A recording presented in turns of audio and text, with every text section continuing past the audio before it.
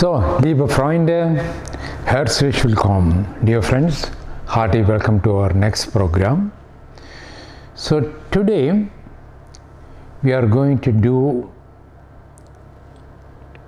the chapter VERBEN mit PRÄPOSITIONen, verbs with prepositions. In German language, there are some verbs which are used only with some specific prepositions,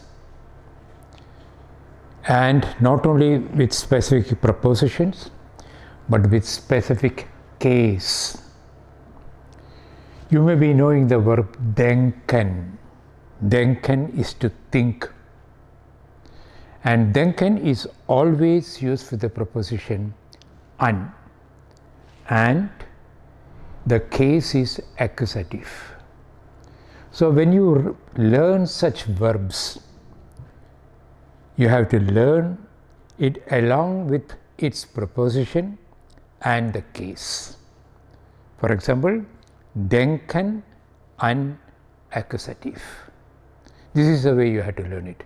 Just by learning the verb, it's not going to help you, because the moment you want to say the sentence like I think of my family, you might write ich denke, then you cannot write ich denke von. That is English. In German it has to be an. Ich denke an. There also you are stuck. You have to know whether it is accusative or dative. So only if you know denken an plus accusative, you will be able to build a grammatically correct sentence like ich denke an meine Familie, or ich denke an meine Kindheit, or ich denke an meinen Freund. So please remember that learning a verb just by itself won't help you. You have to learn the preposition and the case as well. So here today we are going to deal with some such verbs, and you have to do a little bit of auswendig lernen, to learn things by heart. Let's have a look at the first preposition. The first preposition is abhängen von. Abhängen, to depend.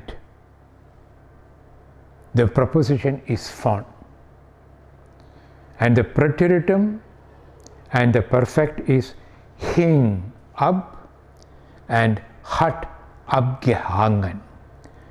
Hängen, hing, gehangen. It is a irregular way. It is a unregelmäßiges verb. And the preposition is von, abhängen von. And von, you know, it is a preposition clearly with dative. So abhängen von dative. Look at the sentence. Es hängt vom Wetter ab, ob wir schwimmen gehen. Es hängt von dem.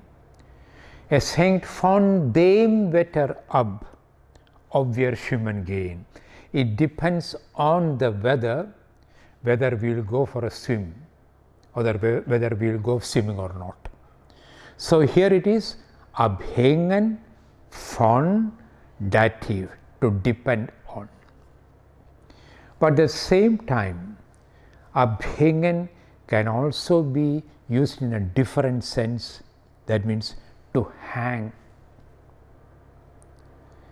Then the conjugation of the verb is in a very, very regelmäßig type. Hängt ab, hat abgehängt.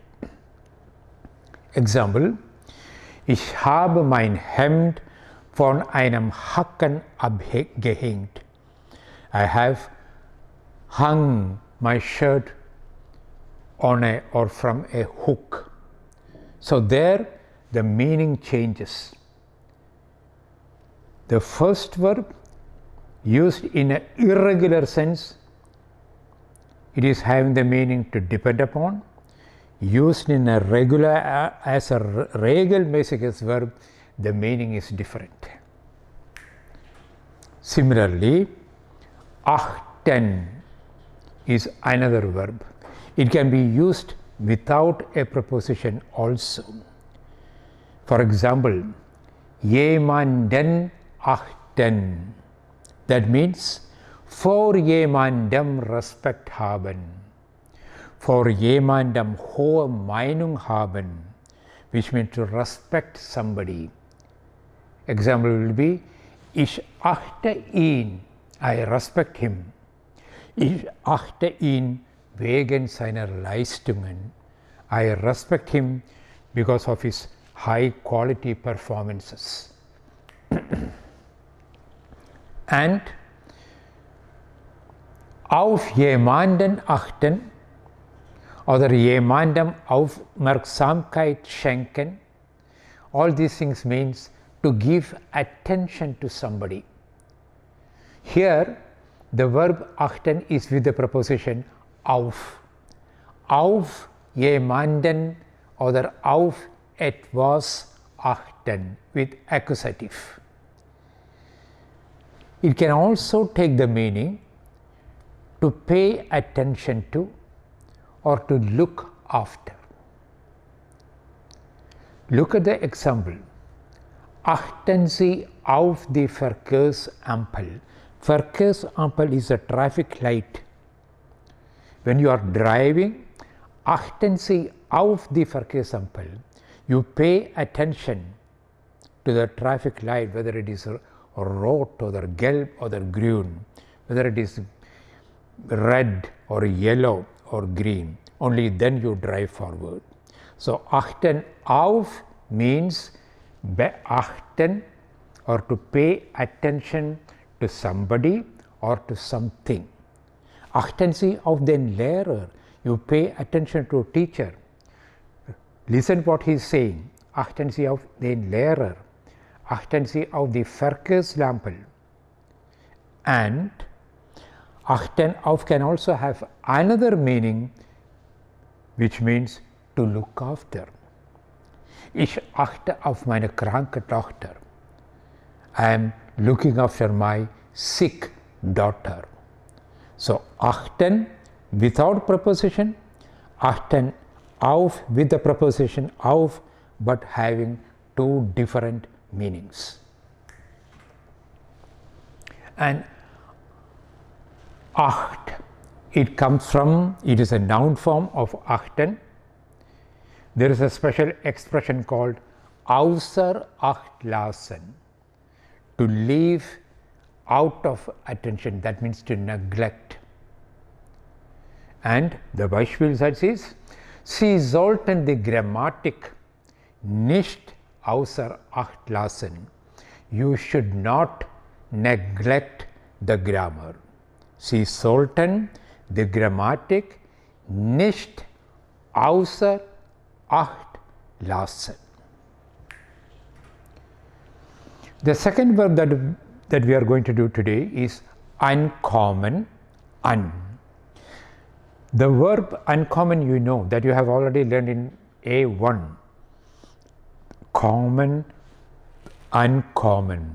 Common is to come, uncommon is to arrive. Der Zug kommt von Chennai an. The train arrives from Chennai. But uncommon, when it is clubbed with the preposition un, it takes a different meaning. Uncommon, un, with accusative.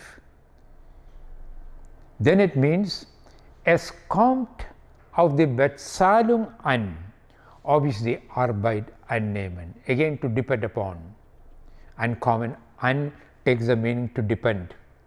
Es kommt auf die Bezahlung an, it depends upon the salary, the payment, obviously Arbeit annehmen, whether I will accept the job or not. So you see, uncommon without preposition has a meaning, uncommon un has an entirely different meaning. So This is the end of part 1, just a few verbs, and now we will be going to the part 2.